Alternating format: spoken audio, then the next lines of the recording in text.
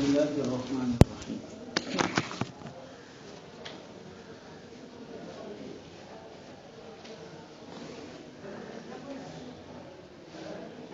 پچھلے سبق میں ہم نے ادغام کیا ہے، کیوں کیا جاتا ہے، ادغام نہ کرنے سے تلفظ کو کیا دشواری پیش آتی ہے، پھر ادغام کہاں کہاں ہوتا ہے، اس کی کیا علتیں ہیں، اور علتیں ادغام کی وجہ سے ادغام کی کتنی قسمیں ہیں، ہر ایک کی تعریف پڑھی۔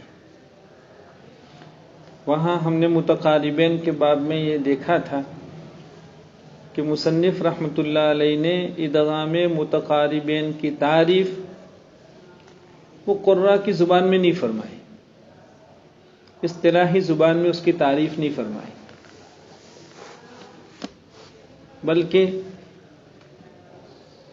عام اذہان کا خیال رکھتے ہوئے بہت آسان عبارت میں فرمایا کہ نہ مثلین ہو نہ متجانسین ہو، اور وہاں ادغام ہم دیکھ رہے ہیں کہ ادغام ہو رہا ہے، تو آنکھ بند کر کے یہ کہہ دیں گے کہ یہ متقاربین ہوگا۔ امید ہے عربی دوم کے بچوں نے علامہ مرشی رحمۃ اللہ علیہ کے اس نوٹ کو بھی اہمیت دے کر اس کو یاد کیا ہوگا کہ متجانسین کی تعریف عامتاً یہ کی جاتی ہے کہ ایسے دو حرف جن کا مخرج ایک ہو اور ہمارے مصنف نے فرمایا ایک گنا جاتا ہو، بس یہیں تک تعریف کو روک دیا گیا ہے۔ لیکن مراشی رحمۃ اللہ علیہ کی رائے یہ تھی کہ اس کے ساتھ ایک جز کا یہ بھی اضافہ ہونا چاہیے کہ ایسے دو حرف جن کا مخرج ایک گنا گیا ہو، یا چاہے مخرج ایک نہ ہو لیکن صفات لازمہ میں مشترک ہوں، صفات لازمہ میں مشترک۔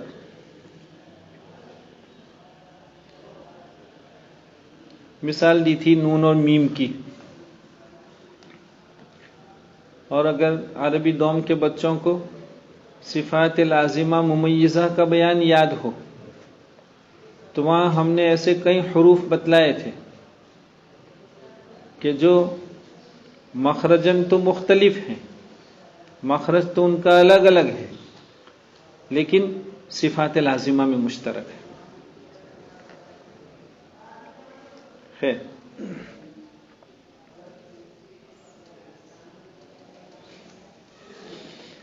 دیکھیں، اگر عربی دوم کے بچے شوق رکھتے ہوں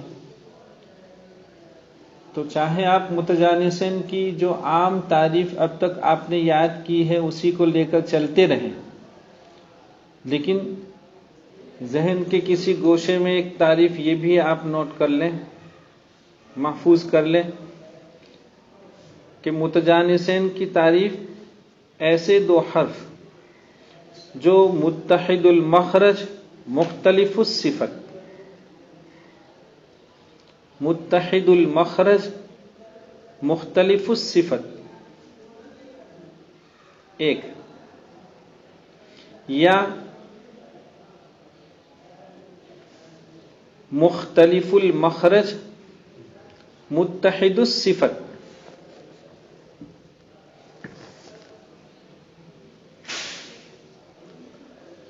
دھیان دیں گے برابر۔ پہلے کہا متحد المخرج مختلف الصفت، مثلا وقالت طائفۃ، تا اور طا متحد المخرج ہے، لیکن ظاہر بات ہے کہ تا میں صفت ہمس، طا میں جہر، تا میں استفال، قا میں استعلا، تا میں انفتاح، قا میں اطباق، قا میں قلقلہ، جو تا میں نہیں ہے مختلف الصفت. تو متحد المخرج مختلف الصفت، صفت میں الگ الگ. ایک اس کا برعکس، ایک صورت اس کی برعکس، وہ کیا؟ ایسے دو حرف جو مختلف المخرج، مخرج تو الگ الگ ہو لیکن متحد الصفت ہو، صفات لازمہ میں اشتراک، جیسے نون اور میم.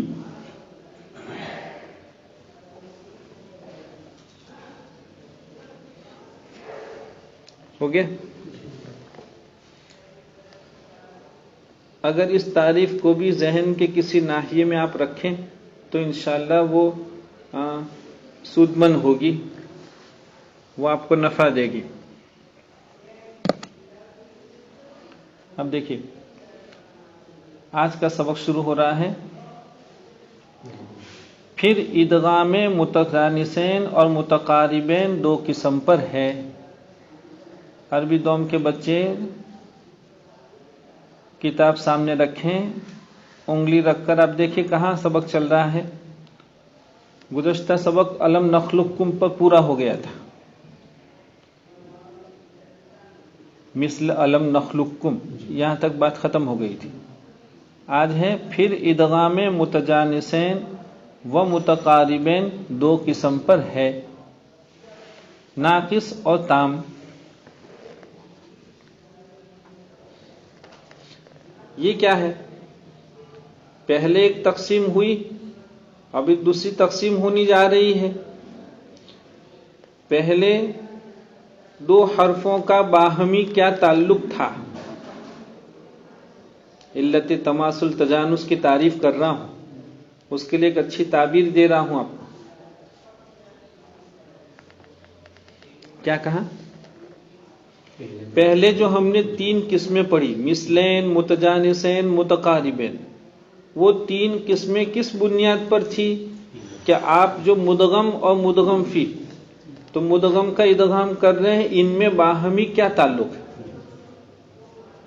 مماثلت کا تعلق ہے، مجانست کا تعلق ہے، یا مقاربت کا تعلق ہے؟ تعلق کس نوع کا ہے؟ اس بنیاد پر تین قسمیں بیان ہوئی تھی. اب ادغام کی پھر ایک نئی تقسیم ہونے جا رہی ہے. وہ مدغم اور مدغم فی کے باہمی تعلق کی بنیاد پر نہیں، آپ جب ادغام کر رہے ہیں تو آپ کا ادغام اور آپ کا طریقہ ادغام کیا ہے؟ آپ مدغم کو مدغم فی میں کتنا داخل کر رہے ہیں؟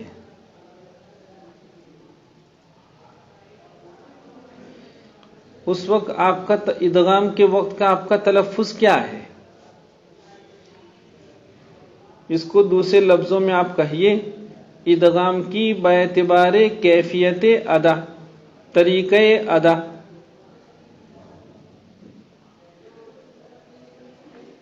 طریقہ تلفظ، یہ ہے کیفیت ادا. تو ادغام کی باعتبار کیفیت ادا دو قسم، اور بالکل عامی زبان میں کیا کہا؟ مدغم کو آپ مدغم فی میں کتنا داخل کر رہے ہیں.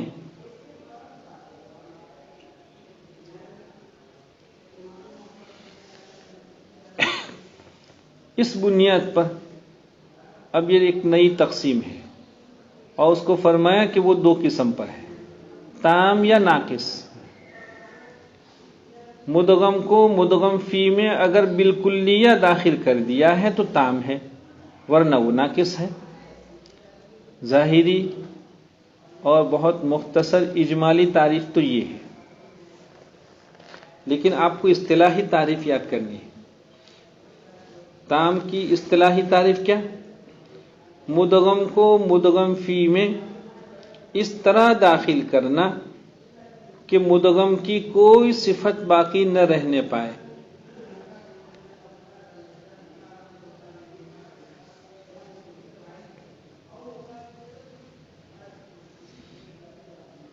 اور مدغم 100% مخرجن و صفتن داخل ہو جائے مدغم فی میں.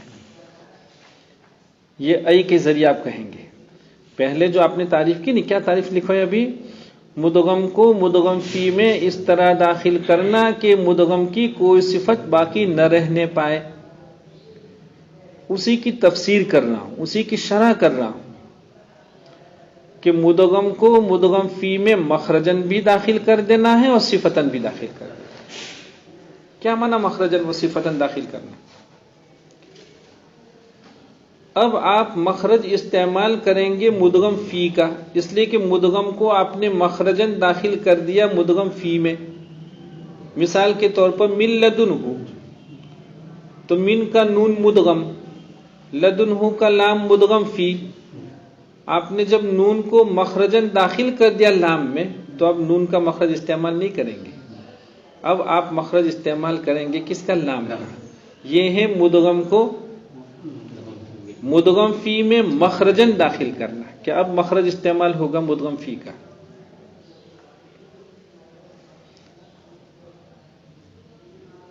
اور صرف مخرجن نہیں، ہم تو چونکہ تام کی تعریف کر رہے تھے، صفتن بھی داخل کرنا. کیا معنی صفتن داخل کرنا؟ اب مدغم کی کوئی صفت آپ نہیں رکھیں گے، وہ ساری صفات بھی بدل جائے گی مدغم فی کی صفات سے. لہذا نون مخرجن و صفتن 100% بدل جائے گا مدغم فی سے. اس کا نام تو ہے ادغام تام. چنانچہ آپ دیکھ رہے ہیں مل، آپ پڑھ رہے ہیں مل، ایسا لگتا ہی نہیں کہ یہاں کسی وقت میں نون تھا. ایسا لگتا ہے میم کے ساتھ شروع ہی سے لام ہے، اور اس لام کا آپ لدنہ کے لام میں ادغام کر رہے ہیں. ایسے ادغام کا نام تو ہے ادغام تام.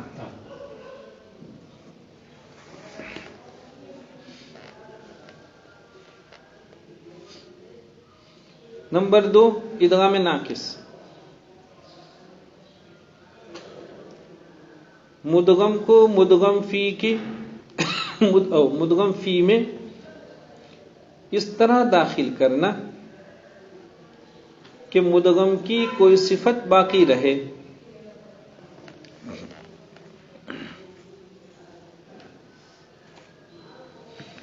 مثلا من یقول، میوال،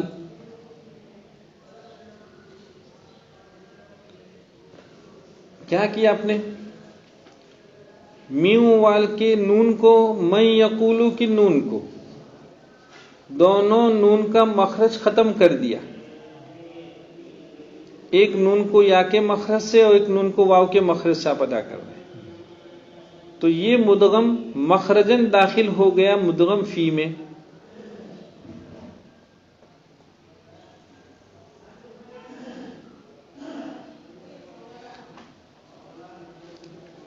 صفتن بھی داخل ہوا، مگر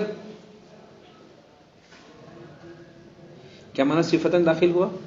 اب آپ نون کی صفات ادا نہیں کریں گے. جب آپ نے نون کو یا سے بدل دیا تو مخرج بھی استعمال کریں گے یا کا، اور صفت بھی لائیں گے کس کی؟ یا کی.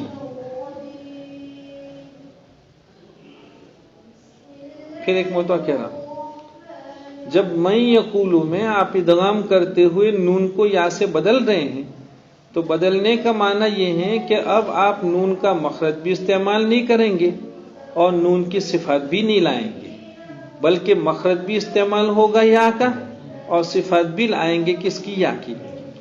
صرف ایک صفت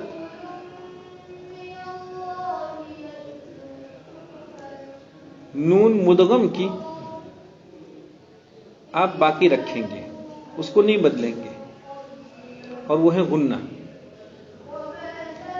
چنانچہ آپ غنہ کریں میں.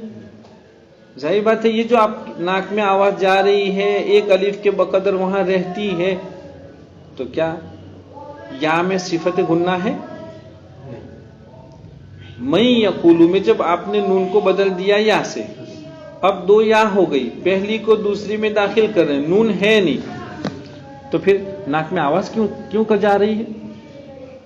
یہ جو ناک میں آواز جا رہی ہے وہ مدغم، جس کو آپ نے مدغم فی میں داخل کیا، مخرجن بھی داخل کیا، صفتن بھی داخل کیا، لیکن اس کی ایک صفت کو داخل نہیں کیا آپ نے، اس کو باقی رہنے دیا، اور وہ ہے غنہ۔ تو مدغم کی ایسی کسی صفت کو باقی رکھنا،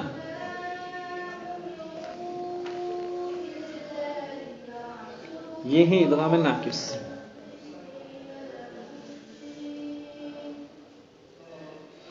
پہلے میں کیا تھا؟ مخرجن و صفتن بکمال ہی داخل ہو گیا تھا، یہاں مخرجن و صفتن داخل ہوا، مگر مدغم کی کوئی نہ کوئی ایک صفت آپ نے باقی رکھی، اس کو نہیں بدلا۔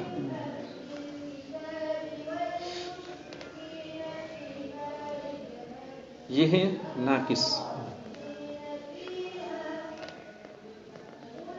دیکھیے اس تقریر سے آپ نے سمجھا ہوگا کہ ادغام چاہے تام کیا جائے چاہے ناقص کیا جائے، وہ صفت کی بنیاد پر ہوگا، مخرج کی بنیاد پر نہیں۔ کچھ نہیں سمجھ میں آیا ہوگا۔ دیکھو من لدنہ میں نون کو لام سے بدلا، نون کا مخرج آپ نے بدل دیا، اب بجائے اس کو اپنے مخرج سے ادا کرنے کے لام۔ میں یقولو میں آپ ناقص کر رہے ہیں لیکن مخرج بدل دیا، معلوم ہوا تام ہو یا ناقص ہو مخرج کو تو 100% بدل جانا ہے۔ یہ جو فرق پڑتا ہے تام ناقص کا، وہ صرف کس کی؟ صفت کی بنیاد پر۔ آ گیا سمجھ میں؟ یہاں ایک بات اور سمجھنا ہے، ہمارے مصنف رحمت اللہ علیہ نے اس تقسیم کو اور تقسیم پر جب گفتگو شروع فرمائی تو دیکھو اس کو متجانسین اور متقاربین کے ساتھ خاص کر کے شروع فرمایا، مثلن کو گفتگو میں نہیں لائے۔ دیکھیں آپ کیا عبارت ہے، پھر ادغام متجانسین اور متقاربین دو قسم پر ہے۔ تو پہلے ادغام کی تو 3 قسمیں بیان کی تھی، جب تام ناقص کی گفتگو کی تو مثلن کو ہٹا دیا یہاں سے،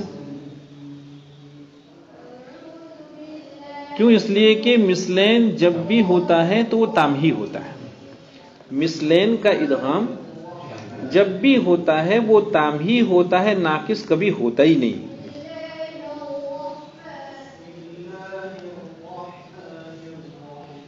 مثلین کا ادغام جب بھی ہوتا ہے تام ہی ہوتا ہے، ناقص کبھی نہیں ہوتا ہے۔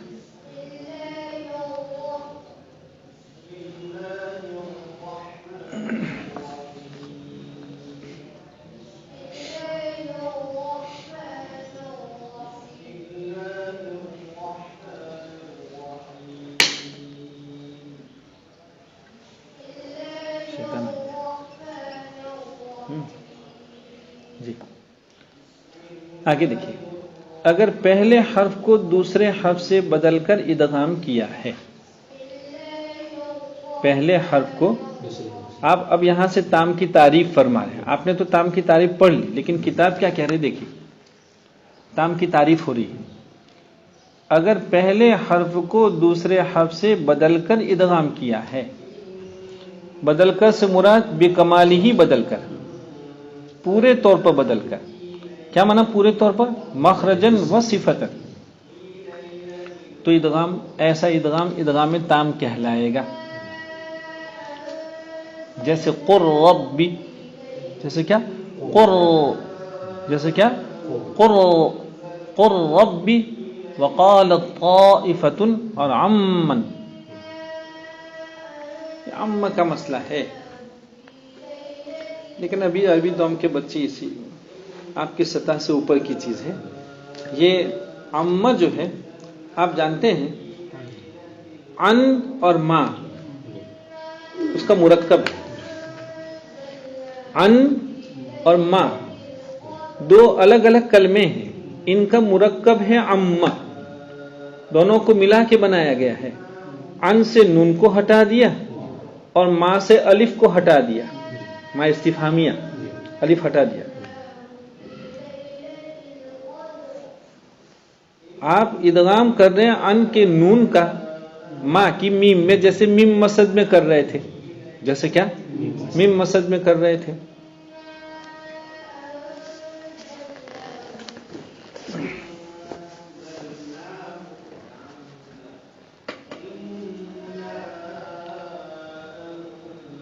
جمہور کا مسئلہ ہے، غیر جمہور کا مسئلہ ہے، صاحب خلاصہ غیر جمہور کی طرف ہے. لہذا ابھی آپ اس کو عربی دوم کے بچے صرف اتنا کہہ دیں، عمہ میں مدغم ہے ان کا نون اور مدغم فی ہے ما کی میم.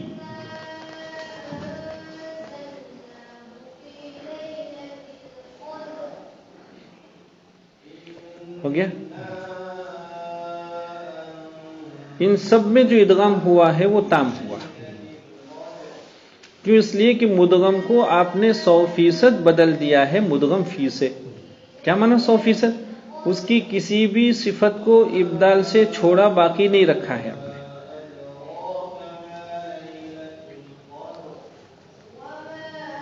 یہاں ایک بات دھیان میں رکھیں، جلدی جلدی دیکھیں. ابھی متجانسین متقاربین کی گفتگو ہو رہی.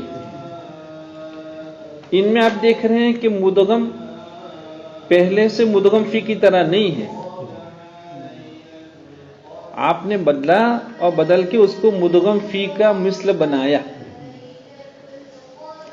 اور الیکم مرسلون مثلین اذهب بکتابی مثلین، تو وہاں کیا ہوا؟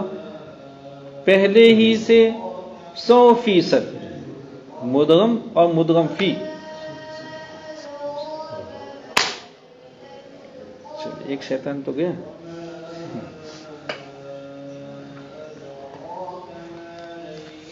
ان کو پڑھنا بھی نہیں ہے، پڑھانا بھی نہیں دینا ہے.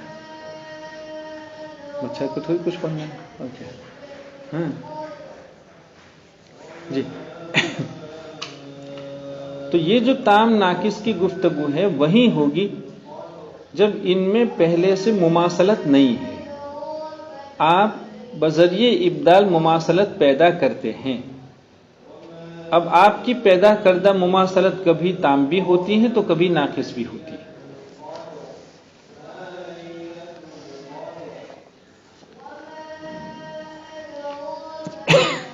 آگے دیکھیے. اور اگر پہلے حرف کی کوئی صفت باقی ہے، یعنی مدغم کو مدغم فی سے بدلا مگر مدغم کی کوئی صفت باقی چھوڑ دیا آپ نے، تو ادغام ناقص ہوگا. جیسے من یقول من وال. آگے مثال دیکھیے کیا کہہ رہے ہیں؟ بسطت، احطت.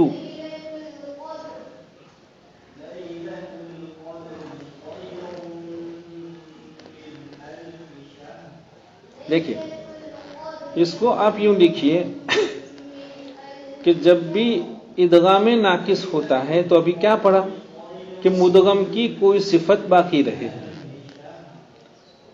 مدغم کی جب بھی آپ کوئی صفت باقی رکھیں گے تو وہ باقی رہنے والی صفت 3 میں کی ایک ہوگی.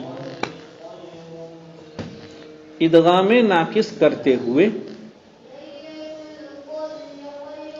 مدغم کی جب بھی آپ کوئی صفت باقی رکھیں گے تو وہ باقی رہنے والی صفت 3 میں کی ایک ہوگی. استعلا، اطباق اور غنہ. اچھا ہوتا مصنف رحمت اللہ علیہ یہاں الم نخلقکم بھی لے آتے. نہیں سن میں ہے، الم نخلقکم بھی لے آتے. ویسے ضرورت نہیں ہے، اس لیے کہ دیکھو ہم نے کہا باقی رہنے والی صفات 3. من یقولو میں گنہ باقی رہی، من وال میں گنہ باقی رہی، تو 3 میں کی ایک تو ہو گئی. بسطت اور احطت اس میں اطباق باقی رہی. اس میں کیا باقی رہی؟ اطباق. اور آپ جانتے ہیں کہ ہمیشہ اطباق کے ضمن میں یا اطباق کے باطن میں استعلا ہوا ہی کرتی ہے. ایسا ہو ہی نہیں سکتا کہ کہ اطباق ہو اور استعلا نہ ہو، یہ کبھی نہیں ہو سکتا. لہذا اطباق کا ہونا، اطباق کا باقی رہنا استعلا کے باقی رہنے کو مستلزم ہے.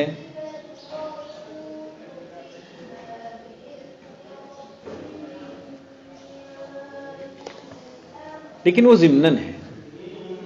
لہذا اگر ایک مثال الم نخلقکم کے لیے آتے تو خالص استعلا ہے، وہاں اطباق نہیں.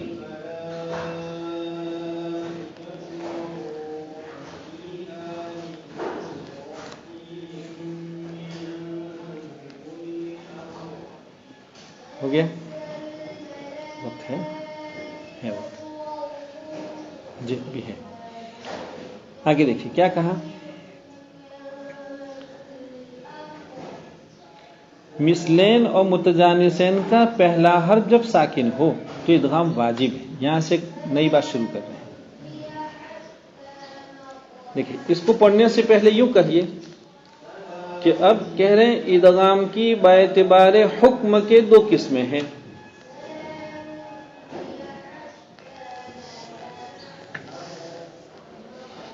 یہ تیسری تقسیم ہے ادغام کی. پہلی تقسیم کیا تھی؟ باعتبار علت کے، اور علت کا ہم نے آسان ترجمہ کیا کیا؟ مدغم اور مدغم فی دونوں کے مابین کیا تعلق ہے؟ ان کا باہمی تعلق. ان کے باہمی تعلق کی بنیاد پر جو ادغام ہوتا ہے اس کو باعتبار علت کے کہا جاتا ہے. ان کا باہمی تعلق مماثلت کا ہے، مجانست کا ہے، مقاربت کا ہے. دوسری تقسیم کیا تھی؟ ادغام کی باعتبار کیفیت ادا، طرز تلفظ کیفیت ادا. اب یہ تیسری تقسیم ہے. ادغام کی باعتبار حکم کے دو قسمیں ہیں. دیکھیں کل ادغام آپ نے کتنے پڑھے؟ 3. مثلین، متجانسین، متقاربین. تو ہیں تو 3، لیکن جب آپ حکم کی بنیاد پہ ان کی تقسیم کریں گے تو اس کی 2 ہی قسمیں ہو جائیں گی، 3 قسمیں نہیں ہوتی. وہ کیسے؟ دیکھیے آپ کیا کہا کتاب میں، پڑھیے آپ، اب کتاب سمجھ میں آئے گی آپ کی. مثلین اور متجانسین، دیکھو 3 ادغام تھے، تیسرا تھا متقاربین، اس کو نہیں لائے. کیا فرمایا؟ مثلین اور متجانسین کا پہلا حرف جب ساکن ہو تو ادغام واجب ہے. معلوم ہوا کہ مثلین اور متجانسین کا پہلا جب ہو تو واجب، اور متقاربین ہو گیا جائز. جب ادغام کی باعتبار حکم کے 2 ہی قسمیں ہیں، واجب اور جائز، 3 میں کی پہلی 2 کو واجب کہا تو ظاہر بات ہے کہ تیسری ہو جائے گی جائز.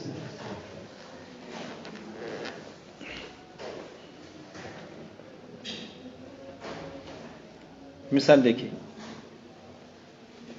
ان اضرب بعصاک، اضرب بعصاک. چلیے دوسرا بھی کیا ہے. آگے کیا فرمایا؟ دوسری مثال وقالت طائفۃ. مثال پہلے اضرب بعصاک مثلین کی مثال تھی، مثلین واجب. وقالت طائفۃ متجانسین واجب. ما عبدتم دالتا متجانسین واجب. آگے اذ ظلموا متجانسین واجب. اذ ذهب مثلین واجب. قد تبین متجانسین واجب. قد دخلوا مثلین واجب. قل ربی، کیا کہیں گے؟ ارے یہ فوائد مکیہ ہے، اور فوائد مکیہ میں مصنف رحمۃ اللہ علیہ نے 14 مخارج بیان کیے ہیں. لام، نون، را تینوں کا مخرج ایک، اس لیے آپ کیا لا رہے؟ قر ربی. ورنہ اگر آپ سیبوی اور خلیل کا مسلک لیں گے تو لام اور را کا مخرج الگ الگ، لہذا وہ چلے جائیں گے متقاربین میں. لیکن یہ 14 والا مسلک ہے، اس لیے یہ قر ربی کو بجائے متقاربین میں لانے کے متجانسین میں لائے. بر رفعہ اللہ ہو گیا. دیکھو یہ بس یہاں تک بات ختم. یہ سارا ادغام واجب. کیا مانا واجب؟ واجب کیا مانا؟ اس کے ادغام پر تمام ائمہ کا اتفاق. واجب بمانا متفق علیہ. یہ جتنی بھی مثالیں ابھی آپ نے دیکھی مثلین و متجانسین کی، ان کے ادغام میں کسی امام کا اختلاف نہیں ہے. سارے ائمہ یہاں ادغام کو ضروری کہتے ہیں. اس لیے ہمارے اوپر یہاں ادغام کرنا کیا ہو گیا؟ واجب ہو گیا. کیوں؟ اگر ہم نے ایسے موقع میں ان میں سے کسی موقع میں ادغام نہیں کیا تو ہمارے اس نہ کرنے کا کوئی جواز نہیں ہے. کوئی امام اس کو جائز نہیں کہے گا. سارے امام اس کو غلط کہیں گے، ناجائز کہیں گے. اس لیے ہمارے اوپر ایسے مواقع میں ادغام کرنا کیا ہو گیا؟ ضروری ہو گیا، واجب ہو گیا.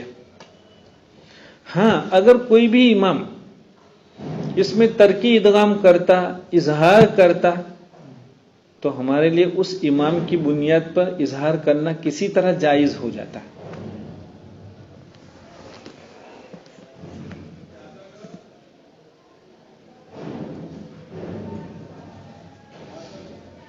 یہ ہے واجب. واجب سمجھیں؟ واجب بمانا متفق علیہ. اچھا دیکھیں آگے اور کے ذریعے کیا فرما رہے ہیں. لفظ ہم نے آپ کو اور پر روک دیا ہے. آگے اور کے ذریعے کیا فرما رہے ہیں؟ اور یلحظ ذالک.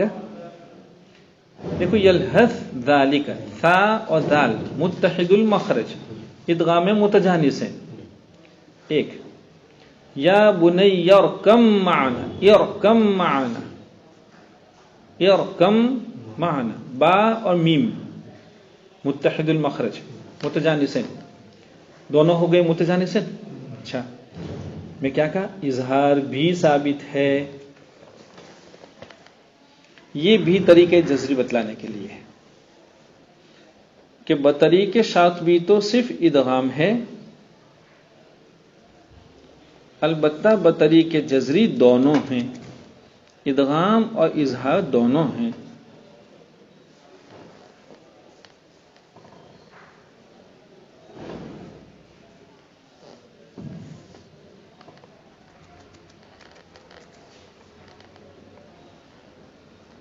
ہو گیا؟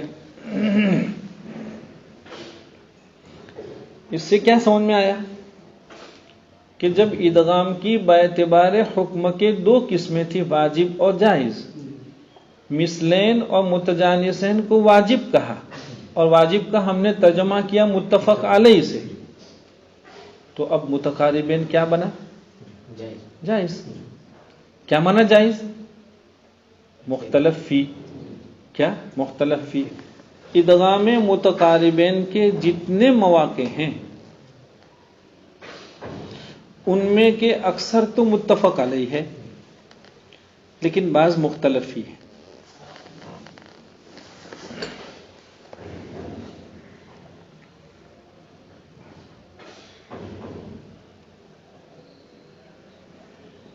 مثال کے طور پر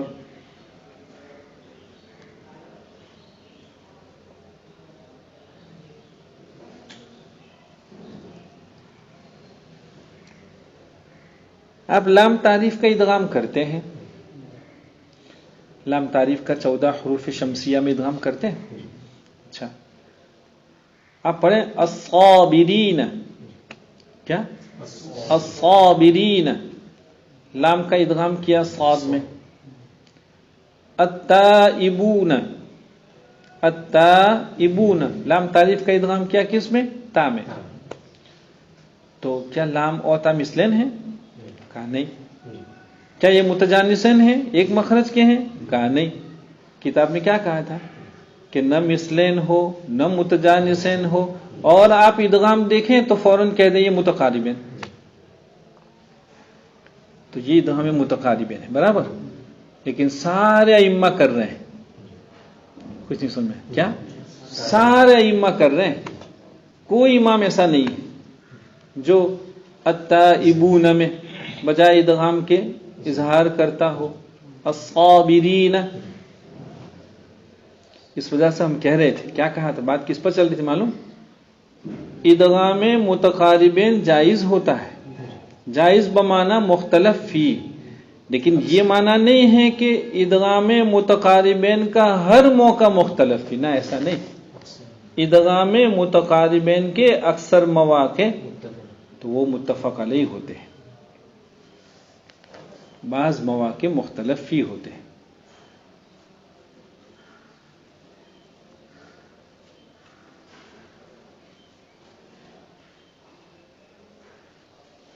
مثال کے طور پر دیکھو، مختلف ہی سمجھائیں۔ قد جعل، کیا؟ قد جعل، ہمارے یہاں ادغام نہیں ہے بھئی، دال اور جیم مثلین نہیں ہے، ایک مخرج کے نہیں ہے، لہذا متجانسین نہیں ہے، تو یہ متقاربین ہیں۔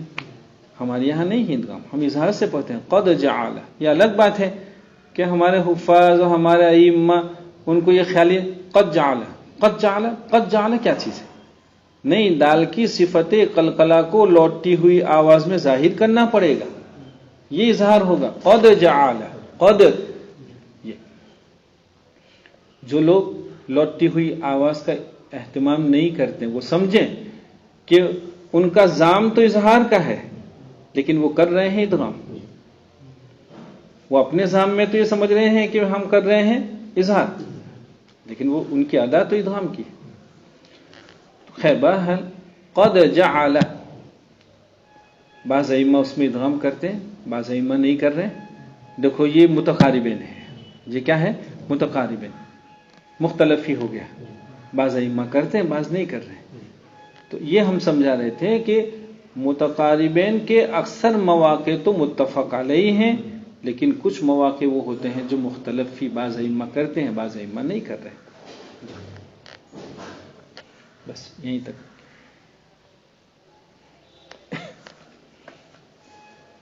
تو ادغام متقاربین جائز، جائز کیا معنی؟ مختلف فی، بعض ائمہ کریں گے، بعض ائمہ نہیں کریں گے۔ جی جزاک اللہ۔